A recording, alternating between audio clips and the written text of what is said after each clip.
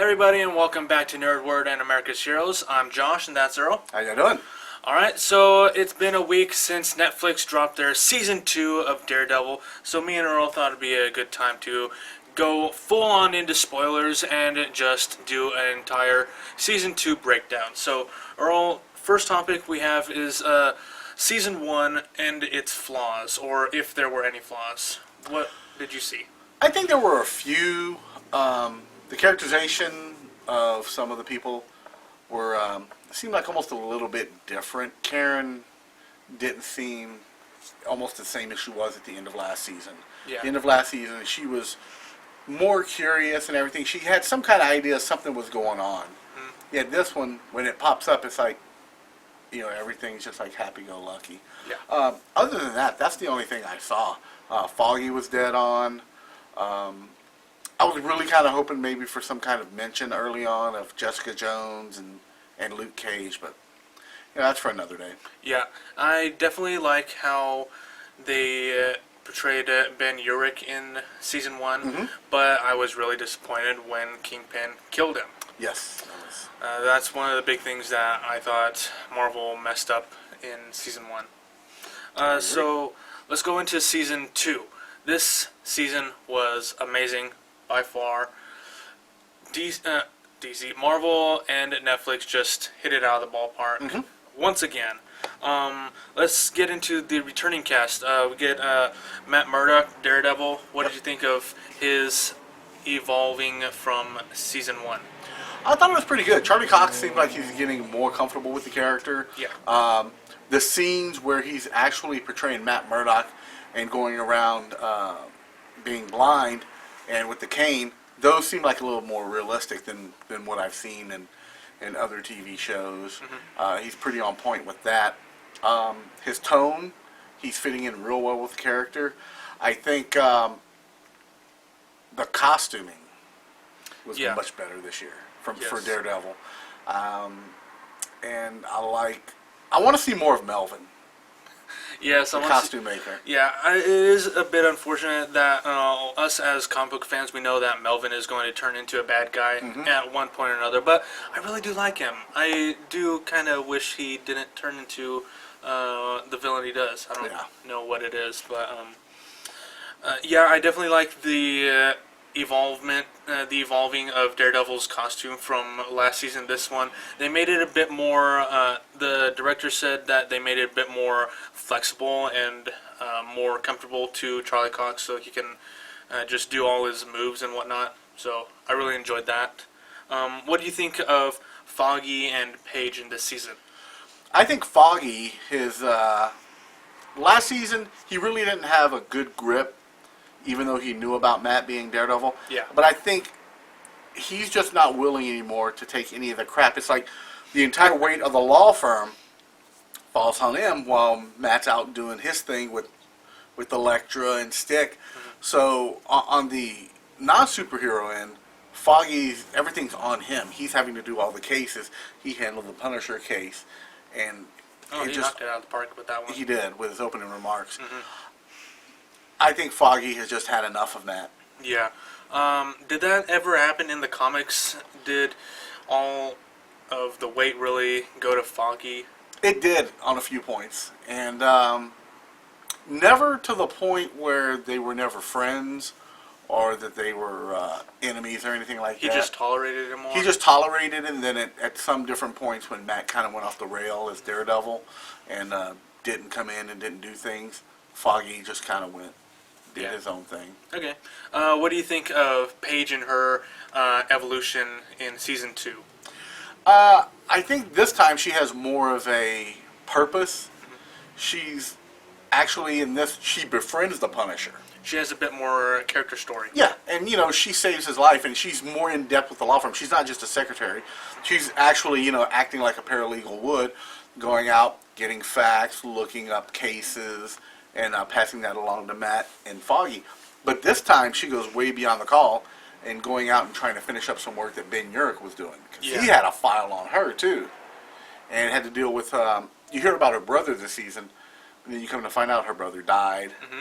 And it goes deeper into that. So hopefully we'll see a bit more into that story next season. And for the comic fans with Karen Page, her story gets really interesting because in the comics she ends up with Matt, Yeah. but then she becomes hooked on heroin. Oh, I did not know that. Yeah, she becomes a very drug dependent individual, and at one point she sells out his secret identity for a hit of heroin. Oh, come on. Yeah. I do like that the producers gave Paige a bit more story in this. She's not the little whiny secretary from last season. She's becoming a character of her own, and I really do like how she evolved into the new Ben Urich. I like that she quit her job as secretary and came over to the New York Bulletin. I never would have pegged her as a reporter. Neither would I. What did you think of the Bolton and what's his name, Mitchell Ellison, the character, their involvement in season 2? I think Ellison, as far as being a reporter, I mean, his involvement last year was with all Ben Urich, and I think he's treating Karen kind of the same way that he treated Ben, but a little less because she's not a veteran. She's not, Treating been there her for with more kid gloves. right, because he kind of still feels that she thinks part of Ben's death was her fault. Yeah. I mean, she pushed the whole deal with finding Kingpin's mother, and that's what caused it. So there seems to be some guilt on her part, and she plays that very well. But, he stuck her in that room with all the old papers because their systems were wiped. And, she did it. She did her research, and I like the determination the character has. Yeah, definitely. And in this season, we got to see a bit more of Stick. Last season, I do believe we got maybe 1 or 2 episodes, I do believe. But this, we got a bit more story, a bit more background. What do you think of it? Really interesting. Scott Glenn has come out and said that this is his favorite role to play. Oh, really? Yes, because everybody loves to play an a-hole. Yes. I mean, they do. you just get to be a total and complete jerk, and that's what Stick is. But there's a method to his madness. If it's like anybody who's willing to tell you the truth, not beat around the bush, push you to your limits in training, they're gonna have to be a jerk just to get at your goat and get you to just keep on going to motivate you. Played it very well. I just can't imagine playing the role of a blind person. Yeah, It's that's got to gonna be tough. difficult. There. And just the way he started feeling towards the other characters, mainly Elektra and all of his guys that he had there, you see a little more like fatherly pride with Matt and Daredevil Yeah, from Stick in this one. definitely. Because he saved Stick's butt quite a few times. And what Matt really wanted from Stick was to be recognized more as a father figure. Because he didn't have that because his father passed away. Yeah. So let's get into the new characters, or some of the new characters. First one, Elektra. At first, I was not really caring for the character too much. Maybe it's just me, but I didn't like the way the actress talked. But Elektra in the comics is Greek, and the hue of their skin is a little bit darker, so it's much like the actress. It grew on me once she started getting into the Elektra assassin type mode. Okay. When she started getting just really blunt about things and why talk? Let's just kill them, especially with the hand. So I like the way that went. Not a whole lot spoken about their past. So from what I understand, it could have been college, or it could have been them at maybe one point training with Stick. Could have been either way. We'll probably get more in season 3. Yeah, probably. I'm hoping because, and then what happens to her at the end. Yeah, she gets killed. And we all know the hand, can revive people. Yeah. So, but I thought visually it was stunning. Yeah, I think I'm not too keen on the actress. I mean, I don't really read too much of Elektra or her story. I don't really know too much of her background, but I mean, for me, the actress worked for the character more in the modern real world. I liked the outfit that she had, her assassin, more red and black type outfit. Yeah. But I mean, it wasn't especially anything that stuck out to me. Right. I was, really kind of waiting for the kind of headband, almost like a bandana do-rag type thing on her head. Never happened. So she had the mask covering up her mouth. Yeah. Well, let's get into Frank Castle, Punisher, the best character. The best one this season. Yeah. Bernthal hit it out the park. Oh. He played a totally psychotic, just a human being who's had his soul ripped out because his family had been taken away from him. And whereas in the comics, it was basically a couple of mob families going at it. In this one, it's a little bit more. It was a police sting that was all set up, and the DA cleared them to go ahead without clearing all the civilians out of the park. Yeah. And the Punisher's family was killed in the melee. The amazing thing about this, he didn't have to say much to get across everything he was feeling emotionally. The way he handled himself fighting the fight scenes and the gun scenes were tremendous, especially the one in prison when he went up against all of the cell block. A whole cell block he took down by himself. He got messed up, but he took him down. And just the punishment that the character took was ungodly. I mean, especially from Kingpin. Yes, and Kingpin was in this season, though a bit more in the background, kind of like we were hoping. So, yeah, Vincent D'Onofrio, amazing again as Kingpin. Looks like he lost some weight this year. Probably a little bit. He is in prison. Yeah. Though probably gained a bit more muscle too.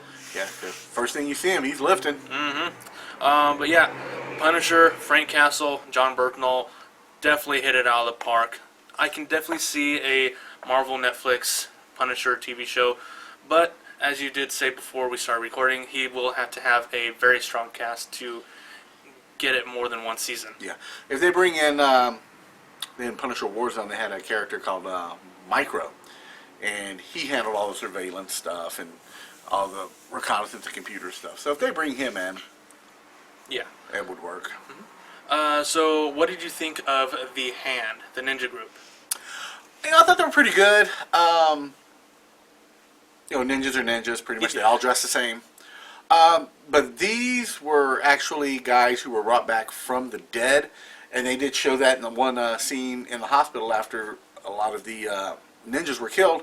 They showed that some of them had already had the autopsy cuts on them, and they were brought back to life. And apparently they bring them back to life. Their hearts are still beating and all kinds of stuff. So it was just interesting. Yeah, I definitely enjoyed that they brought in the Hand finally, because you have Elektra, so you have to have the Hand as well. They're much more ninja than the Foot were in the 2014 Teenage Mutant Ninja Turtles. And I also like the fact that Elektra was the one that was destined to lead them, which was interesting. I didn't know that.